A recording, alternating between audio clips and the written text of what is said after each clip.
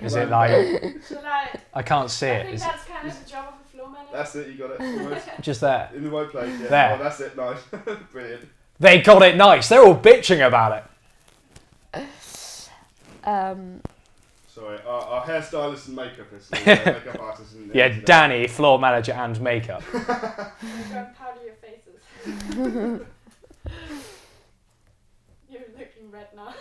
That's because I just slapped my face. And don't forget to get in contact with us at brookstv@brooks.ac.uk. Let us know the story you think we should cover. Oh, goodness. It sounds like a slogan. 20 to win. Doing the news for you. Let us know. Oh, gosh. Golden Air comes Bennett. off, that's fine.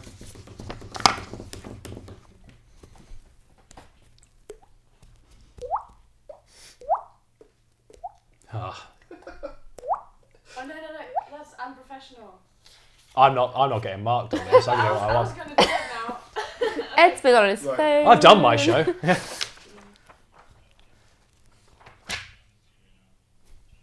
Fine.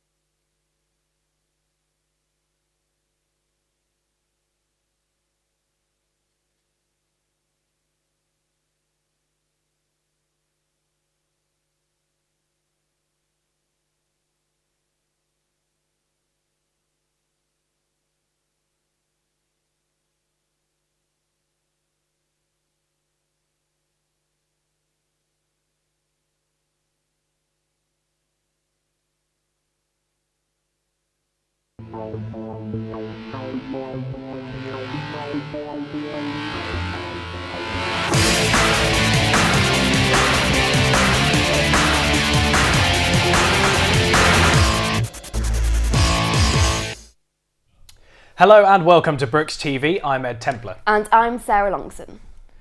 Throughout this month, there have been several strikes that have affected the running of the university. We sent Joe Phippin down to the picket lines to learn more about the situation.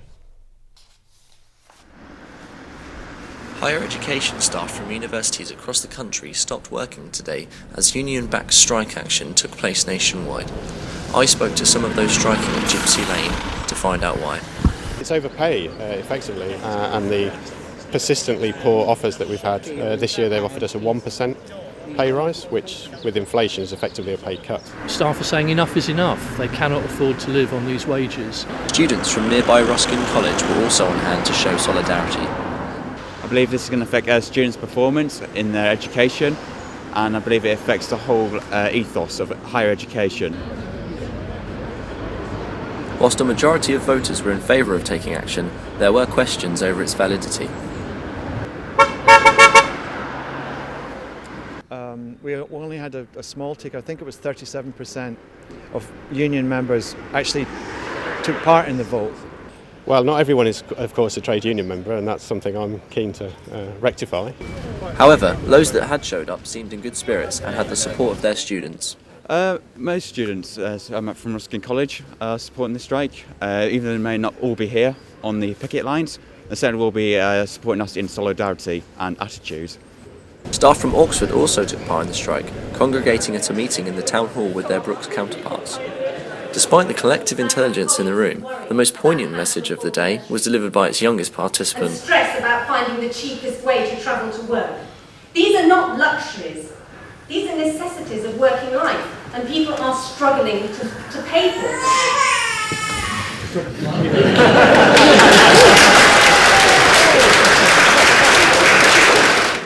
There are lots of differing opinions from unions and different universities, with no end in sight. Joe Fippin reporting for Oxford Brookes News at the Oxford Town Hall. Have you been affected by these strikes, Ed? I have actually. I had a presentation that got moved and it's completely thrown all of my plans out of whack. Now, a key part of student life in Oxford is using buses. Many students rely on the buses to get to lectures, but is the current system working? Madja went to investigate the situation. The Brookes bus is the only service that connects Oxford to both the Wheatley and Harcourt Hill campuses. That's why it's important that the service is frequent and reliable. So with the total number of passengers per year increasing from 270,000 to 290,000, it's no wonder that the service has been facing some major issues. Due to the increased number of complaints from Brookes students regarding the problems that they are facing with the Brookes buses, the Oxford Bus Company, who is in charge of the Brookes buses, are constantly looking to improve their service. Having said that, they have released a set of duplicate buses that run between Gypsy Lane and Wheatley, along with the introduction of the U1X that runs between Crescent Hall all the way to Harcourt Hill. If you go to Wheatley, the bus is always late and sometimes you don't quite get on, especially in the mornings, where you do actually need two buses, as opposed to lunchtime and maybe slightly after where it's not quite as busy. I think that the timings are convenient, although they should add more buses because by the time they reach to Headington going to Wheatley, the buses are all full.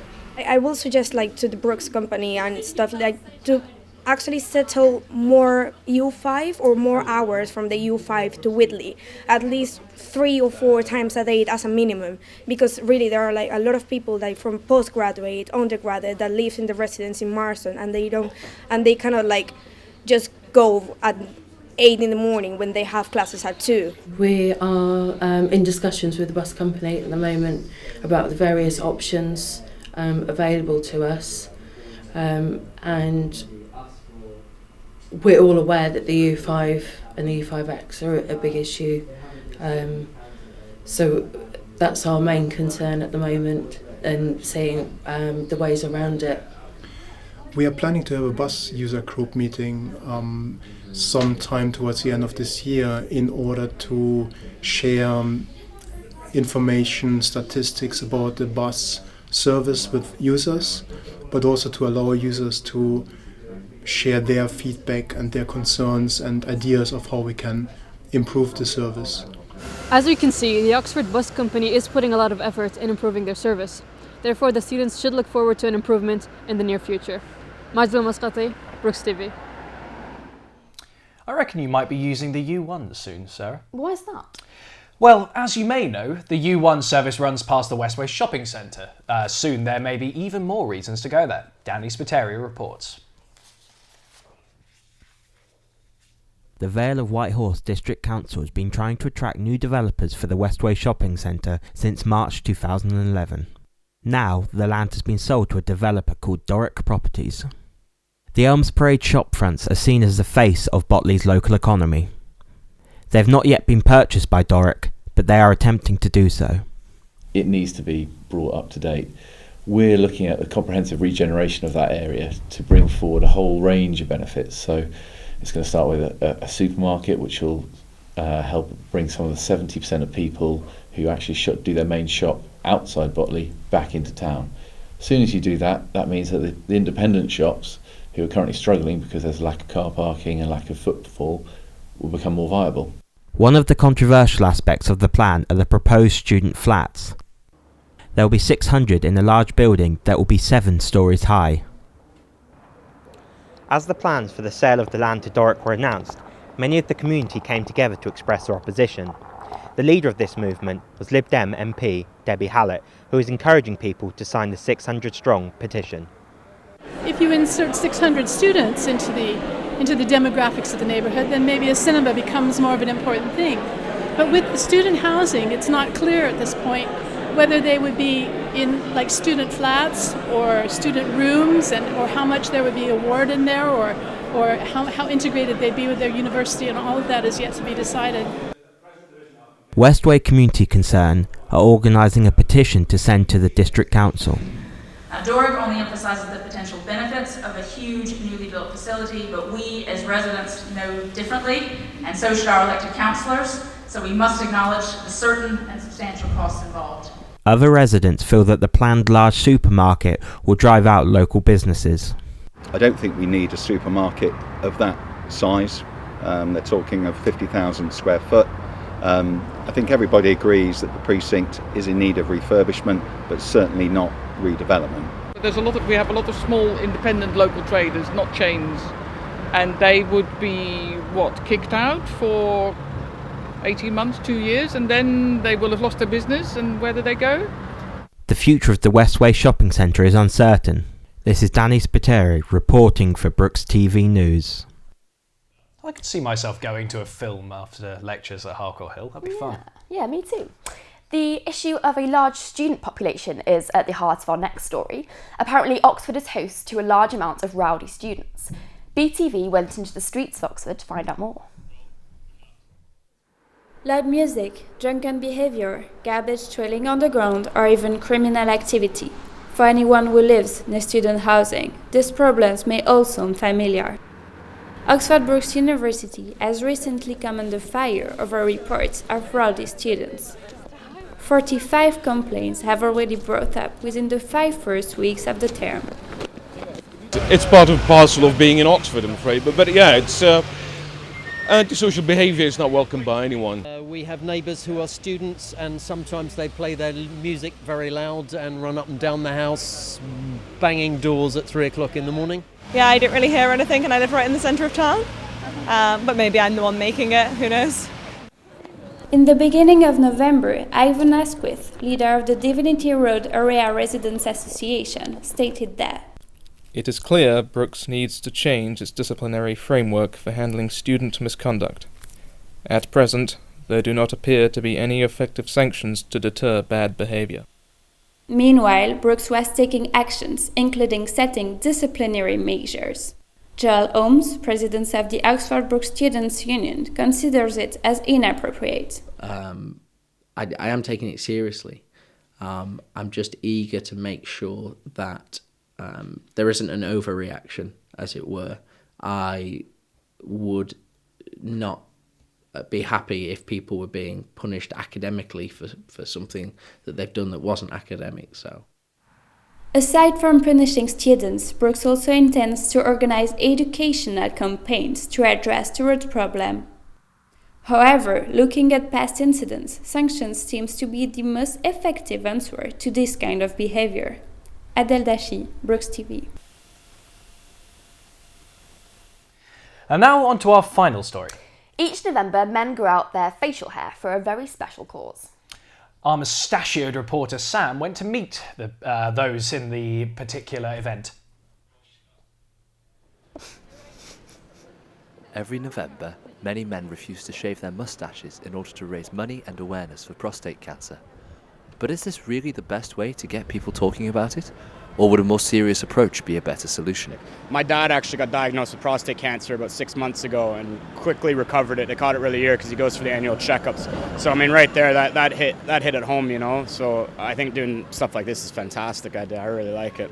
I think it's great. It's a really good way of raising awareness about prostate cancer and everything, and it's things that blokes don't like talking about. And with November, everyone can just actually chat about it a little bit. So, yeah, I think it's a good thing. Yeah. Anything that raises awareness for any cancer is a good idea. Across the country, various organisations are offering incentives to the fuzzy fundraisers. From restaurants to high street stores, everyone is doing their best to get involved. Will Pargeter from Oxford's all-male a cappella group Out of the Blue spoke to us about the group's involvement with the campaign. Yes, so this is the second year that the group has put forward a team. And we're hoping that it will become a tradition. Obviously, being an all-male group, men's health is quite a relevant thing.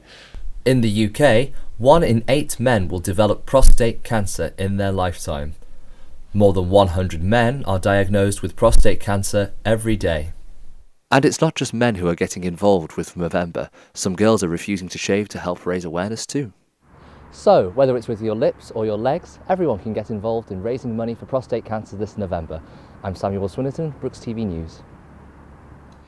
Well, that's it for this week's show. Remember, as always, you can catch our previous episodes on our YouTube page, as well as extra content and behind-the-scenes peeks. Yep, and don't forget to get in contact with us at brookstv@brooks.ac.uk. Let us know if there's a story you think we should be covering. We're always looking for the latest scoop. That's goodbye from us here at Brooks TV. We'll see you next time.